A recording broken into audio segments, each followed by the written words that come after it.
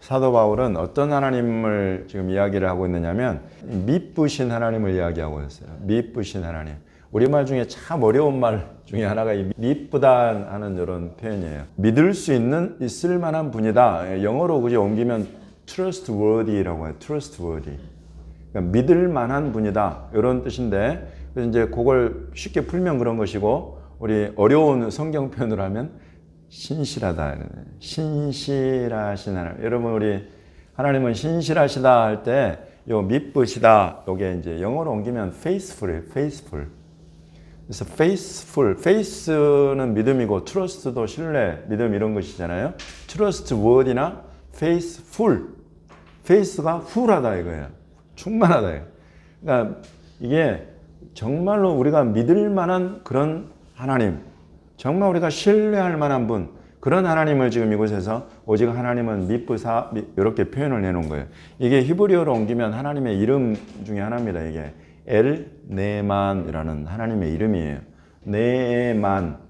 네에만이라는 요것은 신실하다 이런 뜻입니다. 신실하시다.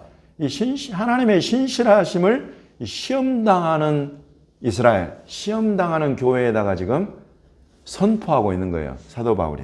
그래서 여러분, 내가 시험 받고 있다 생각할 때 그 시험이 때로는 내 육신으로부터 올 때도 있고, 그 시험이 때로는 원수마귀로부터 올 때도 있고, 여러분 그 시험이 때로는 하나님이 나를 테스트하시기 위해서 허락하실 때가 있단 말이죠. 그럴 때에 우리가 부를 이름이 이 엘네만, 신실하신 하나님, 그 하나님을 부르는 것이다. 내가 지금 이 시험 가운데 주님 정말 너무나, 여러분 시험에 든 사람이 웃고 다니는 사람 나 못 봤어요. 시험에 든 사람은 항상 그냥 힘들어, 막 죽상이에요, 그냥 얼굴이. 이게 마음의 내면의 고통이든지 내면의 괴로움이든지 영적 전쟁으로 인한 그 피곤함이든지 막 이게 그냥 항상 죽상이에요. 그럴 때 우리가 부를 수 있는 하나님의 이름이 있는데 그것이 신실하신 하나님이시다. 어느 때나 한결같은 분이다. 이게 내가 이런 시험 속에 내가 있지만 나를 이 시험에서 건져내실 분이다. 나를 이 시험에서 이기게 하실 분이요. 나를 이 시험에서 피해갈 수 있도록 하시는 분이요. 나를 이 시험에서 견뎌내고 인내하고 승리하게 하시는 하나님이 신실하신 하나님이시다. 이것입니다. 시험에 든 사람들이 대표적으로 여러분 누구라고 성경에 나오는 줄 아세요?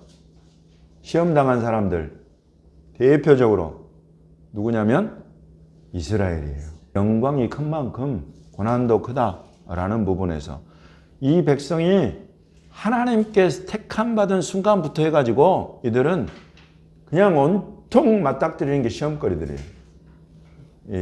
좀 약간 과장해서 표현하면 그래요. 그냥 눈 뜨고 나면 시험거리들이에요. 왜 그러냐면 첫 번째는 아니 하나님을 차라리 몰랐을 땐 괜찮아. 내가 하나님 없이 살 땐 괜찮단 말이에요. 근데 내가 하나님께 택함 받아가지고 하나님의 백성이 된 순간부터 하나님이 나를 보고 계셔. 그래가지고 내가 잘못 가면 그냥 두지 않으신단 말이죠. 내가 평소에 살던 습관대로 살아버리면 하나님이 그냥 두지를 않으세요. 왜냐하면 너는 이제 내 백성이다. 이게. 내 백성은 내 백성답게 살아야 된다. 이거. 그것을 그냥 백성들답게 만드시느라고 내게 찾아오는 수만 가지 그런 고난이 있단 말이죠. 두 번째로는 하나님께 택함 받아가지고 오는 고난의 그 시험의 이유가 되는 두 번째는 원수마귀 사단이에요. 창세기 3장에 보니까 여자의 후손이 와서 뱀의 후손에 머리를 친다 그러잖아요. 정수리를 깨뜨려 버린다 그러잖아요. 그러니까 그때부터 이 원수마귀 사단은 도대체 어떤 여자의 후손이 와가지고 내 정수리를 쳐버릴 것인가 긴장하면서 본단 말이죠. 그런데 하나님이 택한 백성을 딱 보니까 이스라엘을 택했어. 저것들 봐라. 그 순간부터 이 이스라엘은 원수마귀의 시험의 대상이에요. 시험의 대상. 이렇게 건드려보고 저렇게 건드려보고 지금 그런 것들을 지금 여기 사도 바울이 10장에 기록을 해놓은 것입니다. 10장 6절부터 보시면 이러한 일은 우리의 본보기가 되어 우리로 하여금 그들이 악을 즐겨한 것 같이 즐겨하는 자가 되지 않게 하려 한다. 이러면서 이 악을 즐겨하는 자가 되지 않도록 지금 하나님이 광야길을 걷는 이스라엘 백성들을 다루신 그것들을 쭉 이야기를 합니다. 7절을 보시면은 우상 숭배하는 이야기가 나와요. 그 주변에 중근동에 횡행하고 유행했던 5만 가지의 우상 숭배는 광야길을 지나면서 이스라엘이 다 본다. 다 보고 경험해보고 심지어 자기들도 막 먹고 마시고 일어나서 뛰놀고 막 그런 우상 숭배 현장. 8절을 보시면 음행의 현장이에요. 음행의 현장. 9절을 보시면 주를 시험해. 여러분, 우리 주, 여기서 주는 우리 하나님이죠. 하나님은 저와 여러분을 시험하실 수 있어요. 저와 여러분의 유익을 위해서. 왜냐하면 우리 하나님은 선하시기 때문에. 하나님은 속성이 전체가 선하신 분이에요. 그래서 그분이 저와 여러분을 시험한다고 하실 때는 그것에 분명히 선한 뜻이 계신 거예요. 생명과 유익과 축복으로 이끌어 가시는 뜻이 계시는 거예요. 그러나 그 하나님은 저와 여러분 어느 누구에게도 감히 시험 받을 분이 아니에요. 그런데 그 하나님을 이스라엘의 광야에서 시험을 해버려. 그러다가 불뱀을 만나는 거예요. 뱀에게 멸망한 그들. 하나님이 왜 이스라엘 백성을 광야길을 걷는 그러지 않아도 힘든 이 백성들로 이런 일을 겪게 하셨느냐? 이런 일들은 전부 다 이스라엘 하나님 백성답게 만드시는 과정이요. 그 이후에 일어나서 하나님의 백성이 될 모든 사람들에게 교훈을 주는 것이다. 하나님이 우리를 하나님 백성답게 만드시려고 우리 주변에 있는 우상 숭배로부터 우리를 떼어내시는 거예요. 건져내시는 거예요. 우리 대한민국은 대표적으로 조상신 숭배가 있습니다. 그것들로부터 우리를 건져냈어요. 떼어냈어요. 무속, 점집. 여러분 이런 우상 숭배에 여러분 그런 우리 조상들이 다 그런 조상들이에요. 그런 가운데서 하나님이 저와 여러분을 예수 안에서 떼어내셔가지고 하나님의 백성답게 만들어가는 과정이다 말이에요. 지금이. 그런 과정 안에 있는 것들이 이런 대표적인 시험거리들이 우상 숭배하는 시험거리. 여러분 이거 하나님 이걸 얼마나 미워하시는지 이스라엘 백성 보면 알잖아요.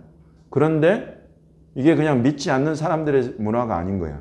이 시대의 지금 문제점은 교회 다니는 사람들도 점집 찾아다니고 하나님이 이걸 얼마나 미워하고 싫어하시는지를 알면 도저히 해서는 안 될 그런 일이에요. 이런 게.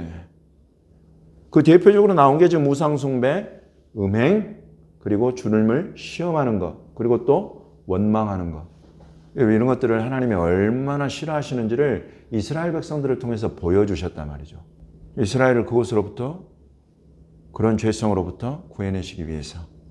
이런 것을 지금 쭉 이야기를 하면서 사람이 감당할 시험 밖에는 너에게 당한 것이 없다라고 말씀하시는 거예요. 하나님이 이런 시험거리들을 허락하시기도 하지만 그것들에 엎드러져 가지고 다 죽어버리고 그래서 이스라엘이 이런 시험 가운데서 완전히 멸망해 버렸습니까? 그렇지 않다 말이죠. 하나님은 이것들을 교훈하고 가르치시지만 그곳에 완전히 엎드려져서 망해버리도록 주시는 것이 아니라 그것으로부터 피할 길을 내시고 그것을 이겨낼 수 있도록 우리를 이끌어 가신다. 이 하나님을 믿어라 이거예요. 이 하나님을 믿고 살아라. 이분이 바로 엘네만 신실하신 분이시다. 그래서 여러분 우리 모두가 이런 시험거리들이 다 노출이 되어 있어요. 우상숭배, 원망하는 것, 음행하는 것, 또 주를 시험하는 것. 얼마나 우리에게 쉽게 다가오는 것들인지 몰라요. 그러나 이와 같은 것들을 우리가 혹시 경험하고 혹시 그 가운데 걸려 넘어진 사람들이라 할지라도 주님을 반드시 붙잡고 다시 주님 앞에 나아가는 것. 여러분 이것이 우리 주님이 기뻐하시는 것이라는 것을 다시 한번 생각하십시오. 다시 한번 마음에 확정하십시오. 주님은 반드시 그곳에서 피해내게 하시고 이기게 하시고 우리를 하나님 백성답게 만드신다.